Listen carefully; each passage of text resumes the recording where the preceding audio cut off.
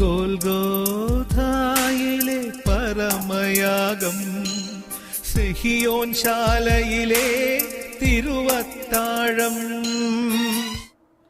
ചമ്മട്ടിയടിയുടെ ദേവാലയം Franciscan biblical ഇൻസ്റ്റിറ്റ്യൂട്ടിൻ്റെ നടുമുറ്റത്ത് അതിമനോഹരമായിട്ടുള്ളൊരു കൊച്ചു ദേവാലയം. പഴയ അന്റോണിയസ് കൊട്ടാരത്തിൻ്റെ വടക്ക് ഭാഗത്ത് കടകളും തടവറയുമൊക്കെ ഉണ്ടായിരുന്ന സ്ഥലം. അവിടെയാണ് ഈ ദേവാലയം നിൽക്കുക. ബൈസൻ്റെയും കാലഘട്ടത്തിലും കുരിശുദ്ധ കാലഘട്ടത്തിലും മധ്യകാലഘട്ടത്തിലും ഇവിടെ ദേവാലയങ്ങളുണ്ടായിരുന്നു.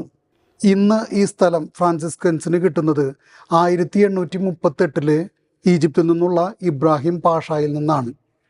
അതിനവരെ സഹായിക്കുക ബയേണിലെ പ്രഭുവായിരുന്ന മാക്സിമിലിയാൻ്റെ സംഭാവന വഴിയാണ്. 1926-29 കാലഘട്ടത്തിൽ അന്റോണിയോ ബെർലുച്ചിയുടെ നേതൃത്വത്തിൽ ഇന്നുള്ള ഈ അതിമനോഹരമായിട്ടുള്ള ദേവാലയം പണിയുന്നു. അതിൻ്റെ വെങ്കല കവാടം മനോഹരമാണ്. നേരെ ദേവാലയത്തിലേക്ക് ചെല്ലുമ്പോൾ ചമ്മട്ടിയടിയുടെ തൂണിന്മേൽ നിൽക്കുന്ന അൾത്താര. ഏറ്റവും മുകളിലുള്ള മകുടം സ്വർണ്ണ മൊസൈക്കിൽ തീർത്തതാണ്. അതിൽ മുൾക്കിരീടമാണ് ചിത്രീകരിക്കുക. ചുറ്റുമുള്ള 3 ചില്ല് ജനാലകൾ കമ്പല്ലോത്തി നിർമ്മിച്ചതാണ്. കർത്താവിനെ ചെമ്മട്ടിയടിക്കുന്ന രംഗം കുരിശുമരണത്തിന് മുമ്പുള്ള സ്വാഭാവിക ശിക്ഷാരീതിയായിരുന്നു ചമ്മട്ടിയടി. മുൾക്കിരീടം അണിയിക്കുന്നത് ഇവിടെയല്ല, എൽ ഒമറിയെ സ്കൂളിൻ്റെ അങ്കണത്തിൽ ഇന്നും പഴയ ദേവാലയത്തിൻ്റെ അവശിഷ്ടങ്ങളുണ്ട്. മുൾക്കിരീടം അണിയിക്കുന്ന സ്ഥലം കർത്താവിൻ്റെ ശരീരത്തിലേക്ക് ആഴ്ന്നിറങ്ങുന്ന കൂർന്ന് വളഞ്ഞ മുള്ളുകളുള്ള കിരീടം ഗ്രീക്കുകാർ വിജയകിരീടം അണിയിച്ചിരുന്നതിൻ്റെ മാതൃകയിൽ നിർമ്മിക്കുന്ന മുൾക്കിരീടം.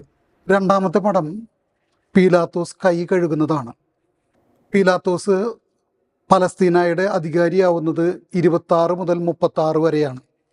അധികാരപ്രമത്തൻ തൻ്റെ അധികാരം നിലനിർത്താൻ വേണ്ടി കൈ കഴുകിക്കൊണ്ട് കർത്താവിനെ വിട്ടുകൊടുക്കുന്നവൻ. മൂന്നാമത്തെ പടം ബറാബാസിനെ വിട്ടുകൊടുക്കുന്ന രംഗമാണ്.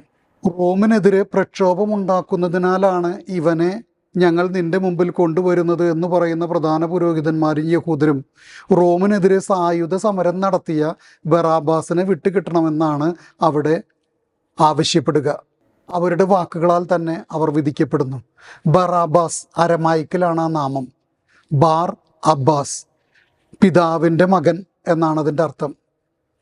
യഥാർത്ഥ സ്വർഗീയ പിതാവിൻ്റെ മകനായിട്ടുള്ള ദൈവപുത്രനായ ക്രിസ്തുവിനെ തള്ളിപ്പറഞ്ഞുകൊണ്ട് പിതാവിൻ്റെ മകനായിട്ടുള്ള ബറാബാസിനെ അവർ നേടുന്നു. യേശുവിന് ചില മാനുസ്ക്രിപ്റ്റുകളിൽ യേസുസ് ബാർ അബ്ബാസ് എന്നുവരെ നാമമുള്ളതായിട്ട് കാണാം.